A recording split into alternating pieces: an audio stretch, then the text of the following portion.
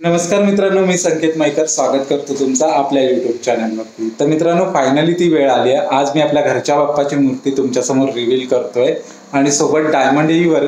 तर ते कसं करतोय तेही दाखवतो तुम्हाला। तर पहिले आपण आपल्या बाप्पाची मूर्ती पाहूया।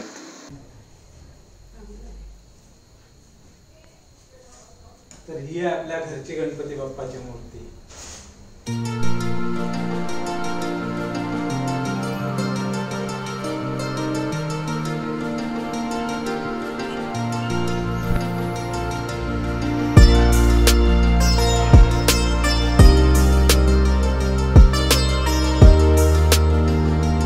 तर मित्रांनो, आधी मूर्तीला आपण बांधून घेऊया, म्हणजे जेणेकरून त्याच्यावर डाग पडणार नाही।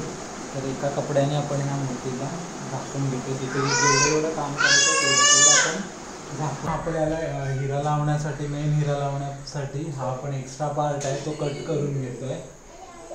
कट करूया सावकाशपणे।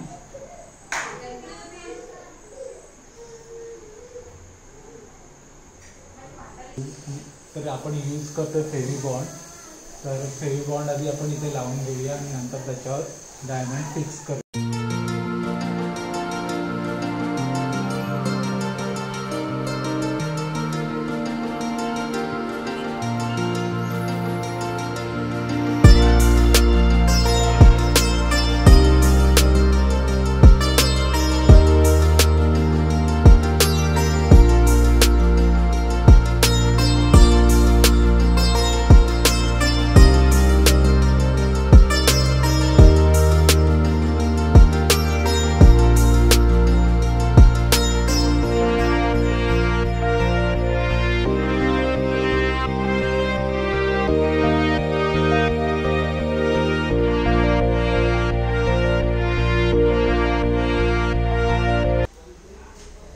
तर मित्रांनो, आपली मूर्ती डेकोरेशन करून झाले आहे, डायमंड वगैरे लावून झाले। थोडासा फायनल टचअप आहे, तो झाला की तुम्हाला मूर्ती दाखवतो। तर मूर्ती रात्री मला 2:30 वाजले।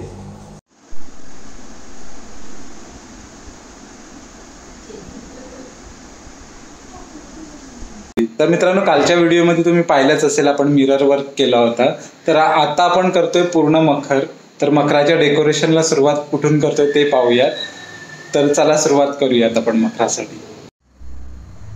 तर मित्रांनो, ही आपण फ्रेम उभी केलेली आहे स्क्वेअर पाईपमध्ये, सिलिंगला फिट केली आहे अशी। आणि खाली टेबल आहे, त्याला पण आपण आता स्पंज वगैरे लावून घेऊयात।